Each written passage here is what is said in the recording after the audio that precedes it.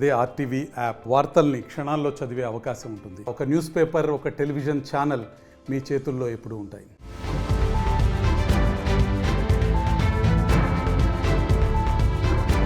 మాజీ సీఎం కేసీఆర్ చుట్టూ ఉచ్చు బిగుస్తున్నట్లు కనిపిస్తోంది. కాళేశ్వరం ప్రాజెక్టుపై విచారణ జరుపుతున్న జస్టిస్ పీసీ ఘోష్ కమిషన్ పలు కీలక విషయాలను రాబట్టింది.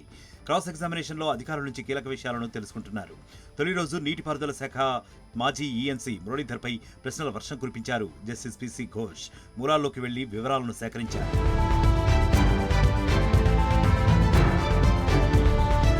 నాణ్యత ధృవీకరణలో లోపాలు, పని పూర్తి కాకుండానే సర్టిఫికెట్లు, ఆ తర్వాత చెల్లింపులు, ప్రాజెక్టుల అంచనాలు పెంచడం, డిజైన్లలో మార్పులు, ఇలా అనేక విషయాలు జస్టిస్ పీసీ ఘోష్ కమిషన్ ముందు వెలుగులోకి వచ్చాయి. మేడిగడ్డ బ్యారేజీ నాణ్యత తనిఖీలకు సంబంధించిన క్వాలిటీ కంట్రోల్ విభాగం దగ్గర ఒకే పరిశీలన నివేదిక ఉన్నట్లు గుర్తించారు.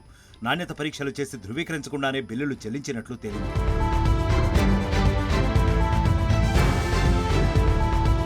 కాళేశ్వరం డీపీఆర్ తయారీలో మీ పాత్ర ఏంటని మురళీధర్ను ప్రశ్నించగా, డీపీఆర్ను వాప్కోస్ తయారు చేసిందన్నారు.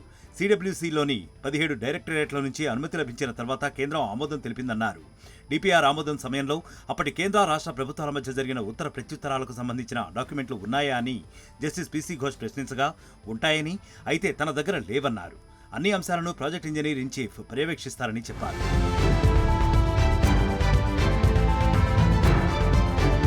క్వాలిటీ కంట్రోల్ తనిఖీలు రెగ్యులర్గా జరిగితే మేడిగడ్డతో పాటు అన్ని బ్యారేజీల్లో లోపాలు ఎందుకు తలెత్తాయి? ఈ తనిఖీలు ఎలా జరుగుతాయి? రెగ్యులర్గా జరిగాయా లేక సర్టిఫికెట్లు ఇచ్చేశారా అని ప్రశ్నించగా, క్వాలిటీ కంట్రోల్ విభాగం క్రమం తప్పకుండా పనులు తనిఖీ చేయాలని, ఇది సహజంగా జరగాల్సిన పని అని మురళీధర్ బదులు చెప్పారు. క్వాలిటీ కంట్రోల్ తనిఖీలు లేకుండానే, పటిష్టతకు సంబంధించిన పరీక్షలు లేకుండానే బిల్లులు చెల్లించినట్లు కనిపిస్తోంది. క్వాలిటీ కంట్రోల్ విభాగం ఇంజనీర్ల పనిలో ఇది పెద్ద లోపం కదా? తనిఖీలు లేకుండానే కాంక్రీటు పనికి భారీగా బిల్లులు చెల్లించారని జస్టిస్ పీసీ ఘోష్ ప్రశ్నించగా, ఇది స్పష్టంగా లోపమేనని ఆయన బదులిచ్చారు.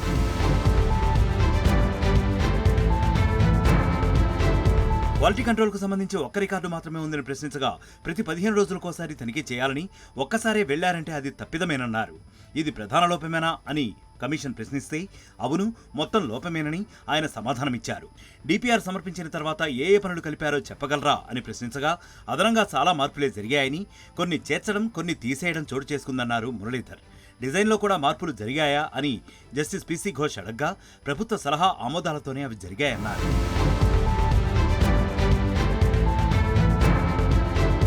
ఇప్పటివరకు 50 మందికి పైగా ఇంజనీర్లు, ఐఏఎస్ అధికారులు, కాంట్రాక్టర్లను జస్టిస్ పీసీ ఘోష్ కమిషన్ విచారించారు. వారి నుంచి అఫిడవిట్లు తీసుకున్నారు. క్రాస్ ఎగ్జామినేషన్ తర్వాత జస్టిస్ పీసీ ఘోష్ ఎలా వ్యవహరిస్తారన్న దానిపై సర్వత్రా ఉత్కంఠ నెలకొంది. మాజీ సీఎం కేసీఆర్ను విచారణకు పిలుస్తారా లేక నివేదిక కోరుతారా అన్నది సర్వత్రా ఆసక్తికరంగా మారింది. మరోవైపు మేడిగడ్డ బ్యారేజీ కుంగడంపై రేవంత్ ప్రభుత్వం సీరియస్గా ఉంది. ఇందులో భాగంగానే జస్టిస్ పీసీ ఘోష్ కమిషన్ను ఏర్పాటు చేసింది. అయితే కమిషన్ ఏర్పాటుపై బీఆర్ఎస్ పెదవి విరుస్తోంది. కక్షాపూరితంగానే కాంగ్రెస్ సర్కార్ వ్యవహరిస్తోందని మండిపడుతోంది.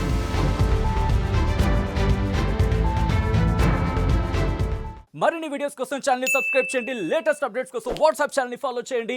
అండ్ లింక్ డిస్క్రిప్షన్ లో ఉంది.